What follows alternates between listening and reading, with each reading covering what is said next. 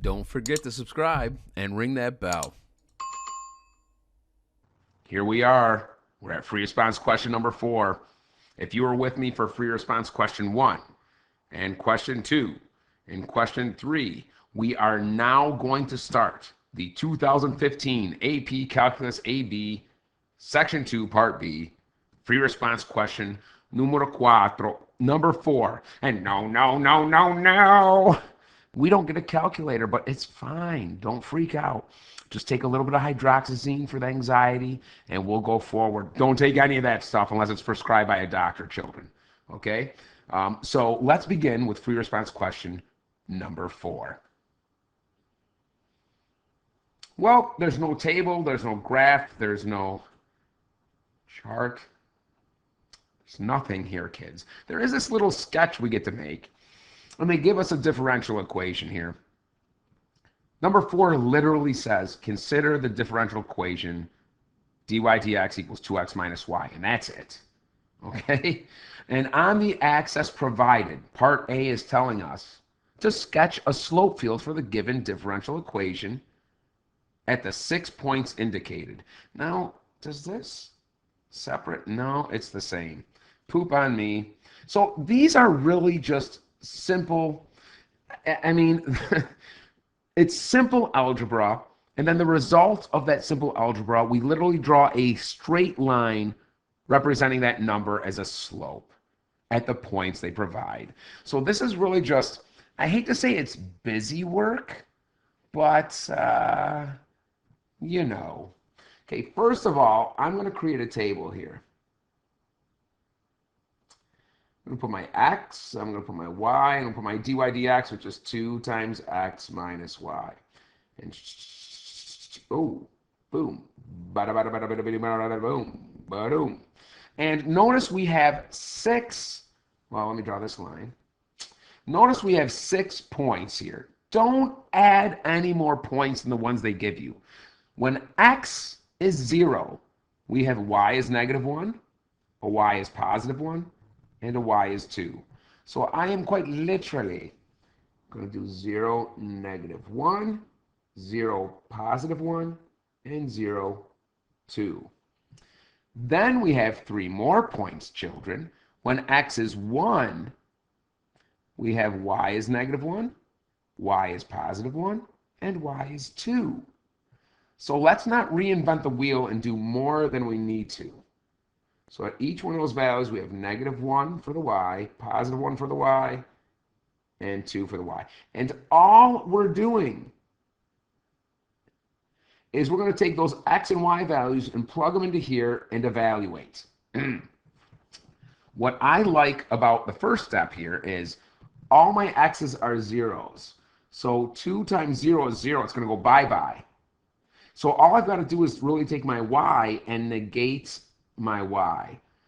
So negating a -1 would be +1. Negating a +1 would be -1, and negating a +2 would be -2. And that's it.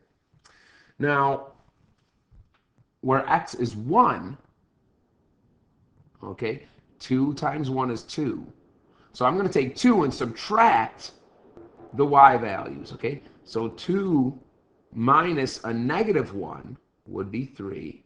That was 2 minus a -1. Gives me 3. 2 minus 1 is 1, and 2 minus 2 is 0. Okay, so all this easy algebra, all we have to do is draw a straight line representing the slope of that number we came up with at the coordinate they gave us. Kids, it doesn't get any easier. So let's look at this one right here, at the point 0 and -1, which is right down here. I should have a slope of 1. If this is a slope of 1, it should go up 1 and over 1 to the next point right about there. Okay, but the slope I draw is just to be a little line like that. Okay, so that's just kind of my gauge and how I draw it. Okay, at 0, 1, the slope is -1. So right here, it should go down to this point, right there. But again, I only need to draw kind of like a little straight line through it. And at 0, 2, the slope is -2, which means this is going to go down to kind of to this line right down there. But again, I only got to draw a little line through here. Okay, I don't have to like go crazy. Let's do the bottom three right now. Okay, at 1, 2, I have a slope of 0. That's a horizontal line right there, 1, 2. At 1, 1, I have a slope of 1. It's going to kind of go like this. And at 1, -1, I'm going to have a steeper slope that's 3. I don't know, it's kind of going to be a little bit more steeper. That's it. That's it, we're done with 4A. It's like doing a coloring book. I mean, easy. Okay, let's do some math and apply some knowledge here with 4B. And the math we do is going to be very minimal. Okay? Here. We need to find the second derivative in terms of x and y. That means I need to take the derivative of the derivative and do it implicitly because I have x's and y's there. What does implicit differentiation mean?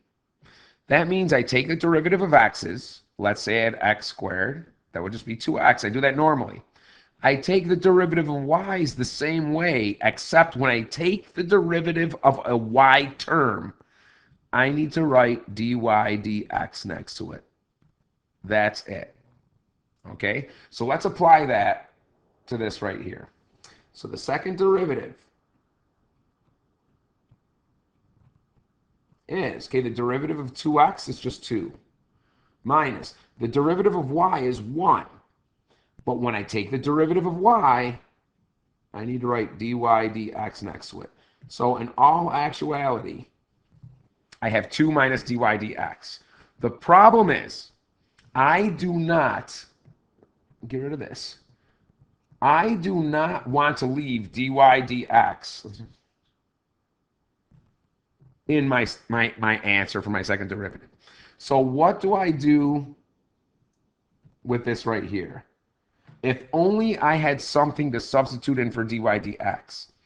Psst, hey guys, dy dx actually equals 2x minus y.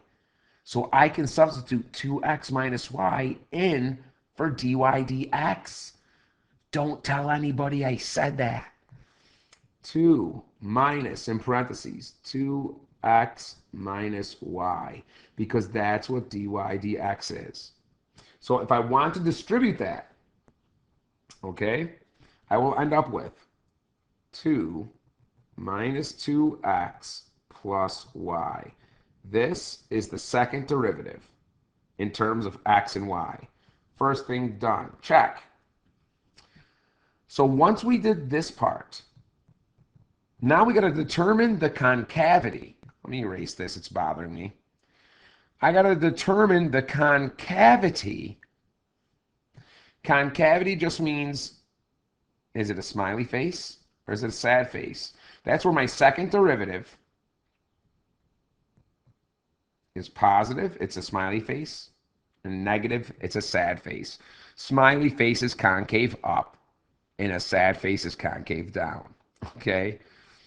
So determine the concavity for all solutions to the curve for the given differential equation in quadrant 2. Let's pull back and think about quadrant 2 for a second. Oh, quadrant 2, how I love thee. This is quadrant 2. I don't care about this or this or this. Let me explain to you something about quadrant 2, children. I'm going to go yellow. Any coordinate that I pick that is in quadrant 2, my x values will be negative, won't they? They sure will, Pete. And my y values will be positive. Always. It doesn't matter if it's this point, this point, this point, this point, this point, this point, this point. I can keep on going on. Hey, that kind of looks like SpongeBob. Anyways, I will always have a negative x coordinate and a positive y coordinate when I'm in the second quadrant. I think it's established there. Based on that alone, I can answer the concavity question. Okay. Since in quadrant 2, x is always negative or less than 0, and y is always positive or greater than 0, if I take negative 2 and I multiply times something negative, that will turn into something positive. We start with the number 2, and we got something positive. We're combining with it. And if y is always positive, I'm going to add another positive value. This will always be positive, okay? So since in quadrant 2, x is negative and y is positive, the second derivative will always be positive. Which means we don't want to write smiley face. We want to say, what do they say? Determine the concavity of the solutions, all solutions, which means all solutions are concave up.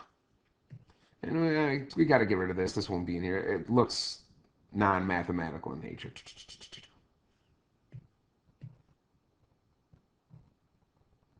There we go.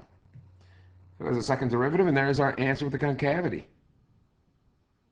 I mean, we did 4a, and we did 4b. So far, so good. 4c. Okay. Let y equals f of x be the particular solution to the differential equation with the initial condition f of 2 equals 3. My God, I tell this to my students all the time. When they do this for you, they are really giving you a coordinate. When x is 2, y is 3. At the point 2, 3. Okay, that's my initial condition. Does f have a relative minimum, a relative maximum, or neither at x equals 2? Guess what? When x is 2, my y is 3. Justify your answer, show your work, or say something intelligent. Okay, here we go. I know that extremum, okay, I can only find those at critical points. Okay, and critical points are when your derivative equals 0. So let's take a look at our derivative, and we have 2x minus y. But we want this at the point 2, 3, when x is 2 and y is 3. 2 times 2 for x minus 3 for y. 4 minus 3, that's 1. My first derivative is an even 0 there. It's not a critical point. So guess what? Neither. Justify your answer? Why, gladly, sir. Here we go. Neither. Let's answer the question first. Don't get brave and put an exclamation point. Neither, comma. Since 2, 3 is not a critical point. Well, my eyes are, not my eyes on my face, the letter I's are bad. Critical points. And then we could say dy dx does not equal 0 there. Done. That was cake. And I love cake. Okay, we're just moving along. Look at us go. 2015. Find the values of the constants m and b for which y equals mx plus b is a solution to the differential equation. Okay, kids. Okay. All right, I don't like this one. And I'm going to explain to you why. I had to do this one separately on a separate sheet of paper. There's something on the screen there. That was weird. Um, I don't like this one at all. How come? Yeah, I don't like this one. I'm just going to say it. You will probably not have to encounter something of this nature, but let's do it anyways. It's good to see in the event the 1 in a million shot you see it again, which I don't think you're going to. I think this came out once and they never did it again. But let's go. Y equals mx plus b. Okay? Derivative is the m value. So this is actually the m value. All right? So what I'm going to do is I'm going to throw a 2 and oh, here we go. This is why I get stupid. I don't think any of my students, and this wasn't even the first thing I thought of. I had to do this. If my slope, I'll do this in a different color, m equals 2x minus y, we now have this, we can substitute this in for y. See, they give us this. Y is mx plus b. So I'm going to put that right here. So we now have m equals 2x minus mx plus b. And now we can distribute that minus sign. So we got 2x minus mx minus b equals m.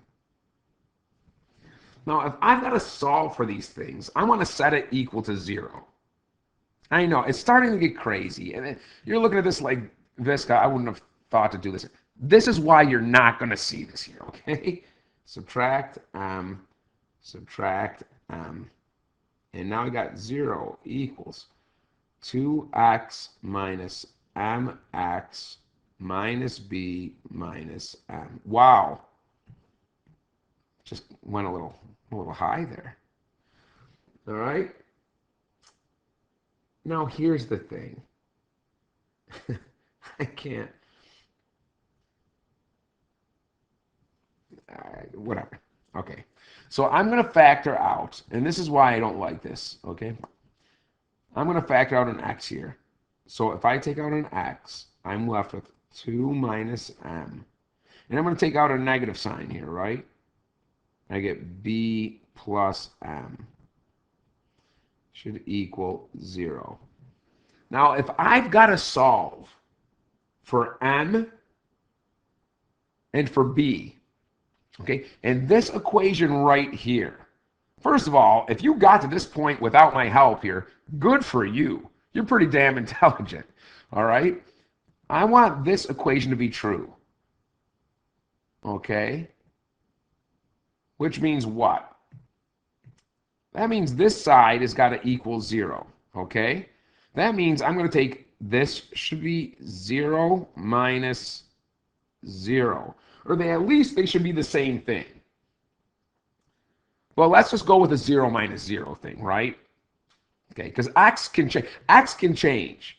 That's why I want to make this 0, because 0 times anything, any x would be 0. And the only way I would get a 0 here is if this is 0, this is also 0. So 2 minus m has to equal 0. And b plus m also has to be 0. Well, if I add m to both sides, don't I have m now? M equals 2. And I can find b here real quick. If I subtract m from both sides, b equals the negation of whatever m is. In this case, negative 2, because m is 2. So if I just negate it, I get negative 2. Those are the answers. Guys, you will probably not see something. I mean, every once in a blue moon, they come up with this crazy algebra thing that really, it's not even calculus, but it's like it's testing you on some strange outlier from like algebra 1 or algebra 2, which is just, it's a bad test question. But this is how you answer it. And don't lose sleep over this one particular 4D. And don't say to yourself, oh my God, I'm going to do so bad because I would not have been able to answer 4D. Guys, you're going to do fantastic. There's a curve on the test. And by curve, I mean you don't have to score a 90% to get a 5. Okay? Relax. You can, in terms of percentages, not do so hot and still get a 4 or 5. I mean, like 50%, 60% might be a 5. And you'll do fine. I know you will, because you're here trying to do better right now. I'll see you later for free response question number 5. Bye-bye. Don't forget to subscribe and ring that bell.